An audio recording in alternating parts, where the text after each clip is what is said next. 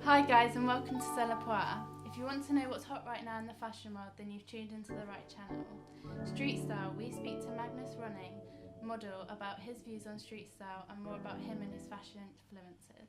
And I find out from makeup artist Michelle Fletcher how we can use makeup to complement our fashion choices so we can look c'est la poire.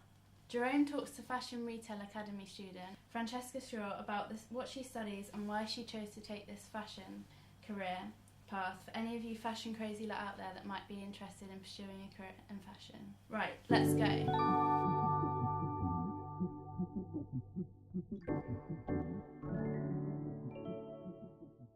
Our first guest, Magnus Ronning, has been modelling for 8 months. He's currently working with Premier Models and has worked for a few agencies in this time. I have a few questions for you about your career and your fashion choices. It's nice to meet you. Nice to meet you too, Greg. Was modelling something that you always wanted to do? Do you still enjoy it as much as when you first started?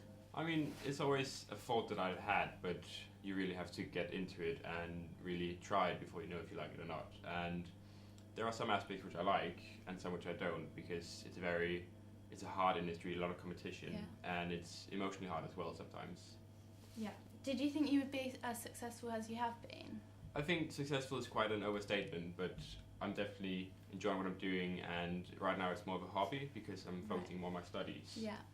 With being successful, do you think you'll carry on with it in the future as a career?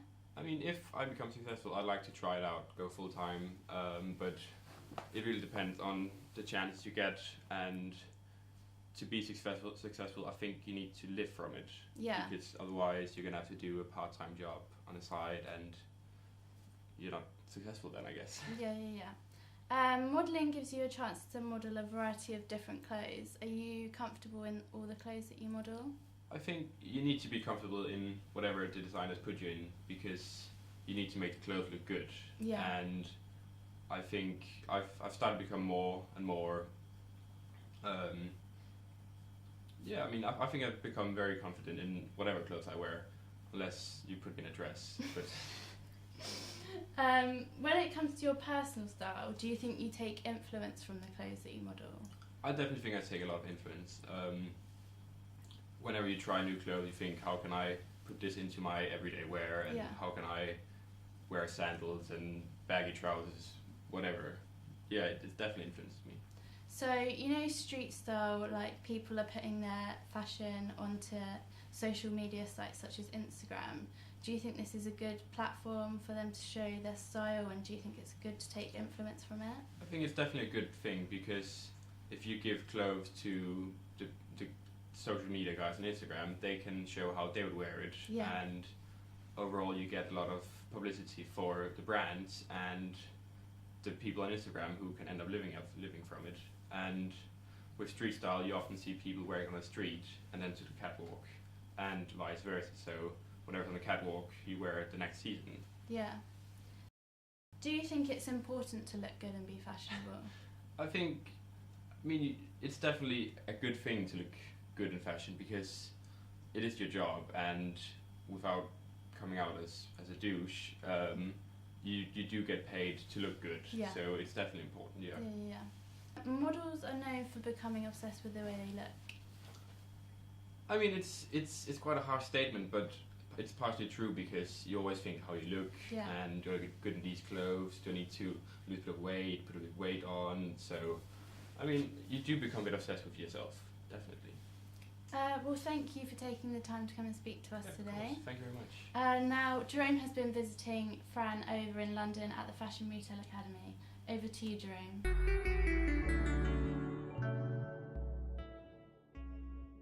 Hi Fran, thank you for taking your time to come and speak to me today. That's all right. I've just got some questions about Fashion Retail Academy, and I'd like to know your opinions and stuff about it. Okay. Considering that you studied creative media at college and then straight away went into the fashion industry, what skills have you learned so far in the last 3 months? I've learned all the facts and figures behind retail, and I've learned not only about the famous stylists, but also how much effort it takes for them to kind of get to where they are, and like how it is such a big struggle to get a unique style with like how much is out there at the moment. Your fashion style, I would say, was a mix between high-end and high street. Would you say that this specific style helps to make you more creative in the fashion industry? I'd say that although I like a mixture of both, like high street and like high end,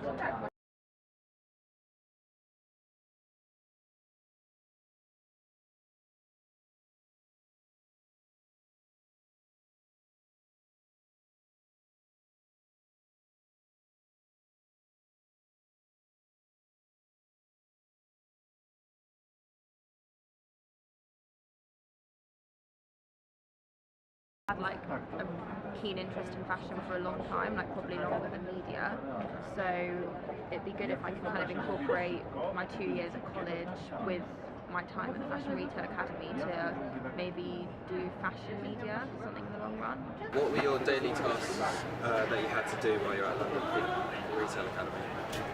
We had to look at different materials, see what they're like, different textures, and also like have a look at how much effort goes in. Obviously, like it's not just pick the material, stick it together.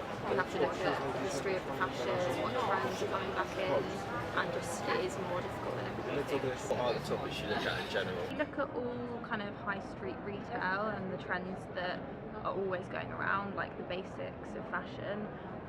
But we mainly focus on shops like Topshop, Burton, Selfridge, kind of the main high street ones that everybody knows.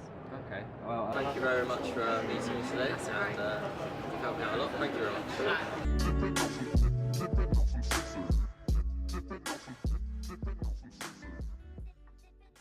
So Michelle, you went to university and got degrees in makeup. You then went on to work with a variety of makeup brands. What influenced you to set your career in the makeup industry? I was very lucky. My mother and my grandmother were artists, so always had a creative flair, and I thought actually I want to do something slightly different. And I look at people and I think I just want to do that to you, or so I really enjoy sort of improving what is there The creative already. side is still Absolutely. When did you first start with Chanel then? Oh, now that's when I was 21, and they're very much an icon company.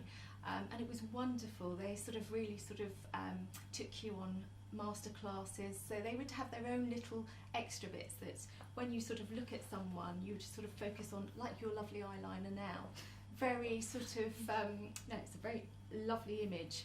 So it's sort of looking at a company, and you know, they're very much into their perfume as well and their clothing. So actually when you've got the whole thing together, there's a wide variety. oh, it's wonderful to work for someone like that.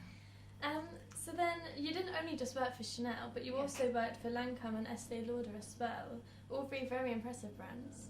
Yes, and also different as well. Obviously with Lancôme and Chanel, they're French companies. With Estée Lauder, American. I suppose one of my favourites was Chanel because of the outside social activities that you'd have. Every year you would go to a fantastic hotel. You would have a group playing, all the members would get together, and you could be sat on the table with the chief executive, and everyone had a certain image. It was wonderful to people watch, to see what they were wearing and what makeup. Yeah, I suppose sort of with the fashion, with their clothes as well, so it's all inspired, and obviously with Lancôme it's just makeup. Absolutely. Yes. Okay. Who did you enjoy working for the most? Did you learn a lot more from working with different brands? What did you find was different between them all? Absolutely. Well, I suppose working for French companies, Lancôme was where I started, and actually I do, you know, that's sort of in my heart as well, because the training was fantastic. You would go on makeup artist courses. They would tell you about how to sell products. It was very good. Although a big company, it felt like you were part of a family. Yeah, that's nice. Estée Lauder was quite sort of American, so you had lots of targets to meet. Although the products are lovely, again, it's sort of a different sort of feel to it. Okay then. So then you retired from the makeup industry a few years ago now. I did, yeah. Yeah. Was it easy to walk away from? I still use things from the skills that I've learnt, and with my daughters, you know, we talk about makeup, and it's really nice that actually I can make that connection with younger people as well. So, and to actually sort of every now and again do someone's makeup, that gives me a lot of pleasure. Oh, I suppose they love it when they go out to parties. You could do their makeup for them as well then. Absolutely, it's really nice. Yeah, absolutely. What was your favourite makeup artist? What's your favourite makeup style that you would use for yourself? I sort of go much on the more natural side. I think makeup's there just to enhance your looks. But also it's really nice to sort of have that extra sort of some of the brands that you can just sort of enhance that look for the evenings, and it doesn't take much to make a day makeup into a night makeup. Yeah. Okay. Well, thank you very much, but that's all we've got time for today. So tune in next week for any more exciting fashion tips.